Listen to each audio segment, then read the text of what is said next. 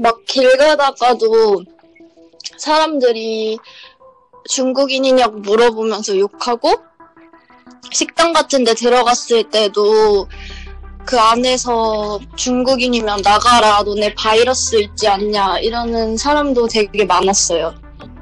중국에서 시작된 신종 코로나 바이러스가 연일 맹위를 떨치면서 중국 내 사망자가 기하급수적으로 늘어나고 있습니다. 신종 코로나에 대한 공포가 커지면서 서구권에서는 중국인을 비롯한 동양인에 대한 인종차별이 노골화하고 있는데요. 지난달 31일 독일 베를린에서 20대 중국 여성이 현지 여성 2명에게 폭행당하는 사건이 발생했습니다. 경찰은 신종 코로나와 연관된 인종차별적 공격이라고 판단했죠. 한국인 역시 이런 차별적인 시선에서 자유롭지 못한 상황입니다. 지난 3일 손흥민 선수가 맨체스터 시티와 경기에서 승리한 뒤 가진 인터뷰에서 마른 기침을 하자 외국 축구 팬들의 조롱하는 댓글이 올라왔습니다.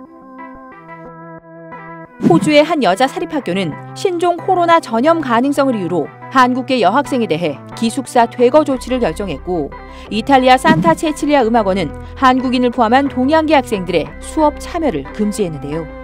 동양인들이 이러한 바이러스를 확산할지 모른다라고 하는 두려움이 동양인 혐오에 대한 직접적인 원인이라고 볼 수 있고요. 겉으로 드러나는 어떤 공개적인 인종주의는 사라졌지만 여전히 서양인들의 그 의식 속에는 동양인들을 문명이 떨어지고 야만적인 인종으로 보는 것이 남아 있었던 것이고, 재난 상황에서 두려움이 다시 혐오로 표출이 된다고 볼 수 있죠.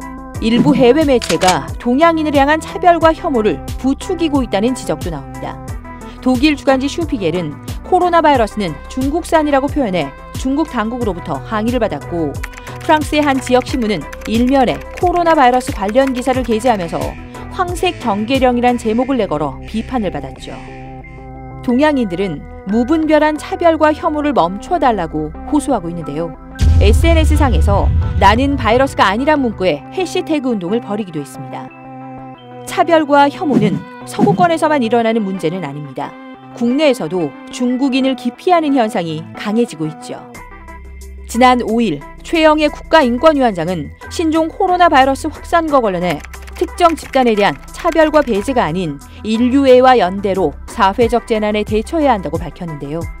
역지사지의 관점에서 바라보는 게 필요하다고 봐요. 인종주의의 하나의 대상이 되는 것을 우리가 부당하다고 생각하고 받아들이지 못하는 것처럼 자신도 우리 내부에 있는 그러한 소수자, 이방인들에 대해서 그러한 태도를 보인다면 모순이고 위선이거든요. 전염병이라고 하는 것이 국경이나 국적이나 인종도 없는 것이기 때문에 원인을 이러한 특정한 인종, 국적에게 돌린다고 하는 것은 문제의 원인을 잘못 진단한 것이죠. 감염증의 공포와 불안이 사회적 갈등을 심화시키고 있는 현재, 특정 집단에 대한 차별과 배제를 멈춰야 한다는 목소리가 커지고 있습니다.